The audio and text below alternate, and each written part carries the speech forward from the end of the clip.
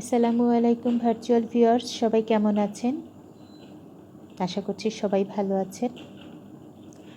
টানা বৃষ্টিতে আমার লাউ গাছ প্রায় মরে যাচ্ছে, পাতাগুলো নষ্ট হয়ে যাচ্ছে।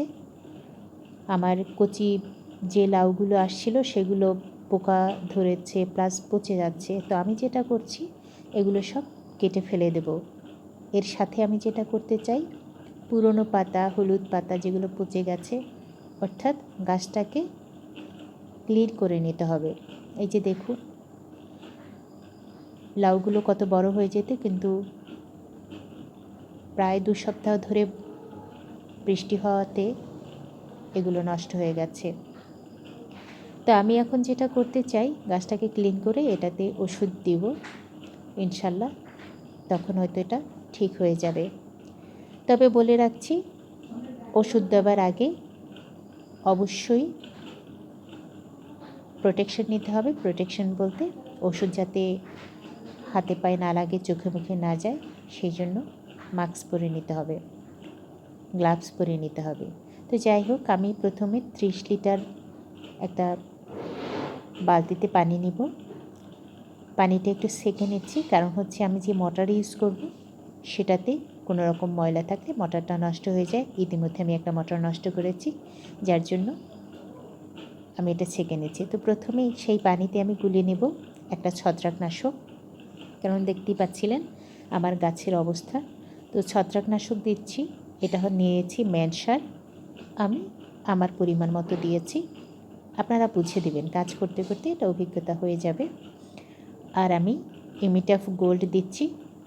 এটা দিলে গাছের যে ক্ষতিকর পোকামাকড় আছে সেটা মরে যাবে। পিঁপড়া আছে, মিলিবাগ, এই ধরনের প্রবলেমের জন্য এই ওষুধটা দেওয়া হয়।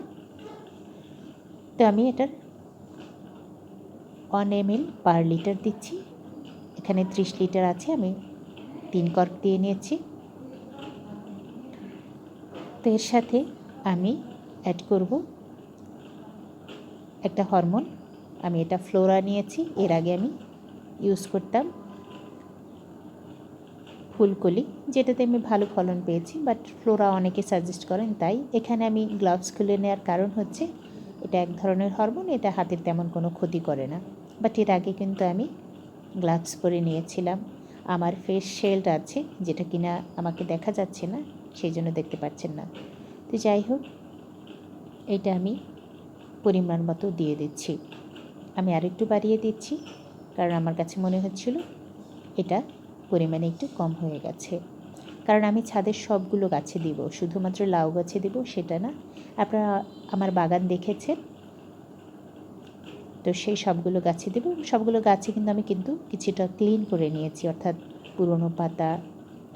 তো এবার যেটা করব, আমি এটাকে ঘুটে নেব, অর্থাৎ একটা নাড়ুনি দিয়ে নাড়িয়ে দেব। তো এটা দিয়ে আমি সুন্দর মতো এটাকে নাড়িয়ে দেই। এরপরে আমি কিন্তু আমার হাতে যে মগটা দেখেছেন, এটার 1 মগ করে খৈল পচা পানি দেব গাছের গোড়াতে, যেটা আমি দেখাবো না। এরকম 30 লিটার পানি নেব, তার মধ্যে 1 মগ আমি খৈল পচা পানি নেব, প্লাস 1 মগ কিচেন ওয়েস্ট পচা পানি নেব। সেটা আমি দিয়ে দেব গাছে এই ওষুধ স্প্রে করার পরে। তো সুন্দর মতো মিশিয়ে নেওয়া হয়ে গেল। এবার আমি স্প্রে করব। তো আমার যে মোটর যেটা কিনেছি সেটা দেখুন, এটা সিঙ্গেল ব্যাটারির মোটর, দাম নিয়েছে 400 টাকা। আর এই যে আমার গান স্প্রে আছে, এটা দিয়ে আমি দিব।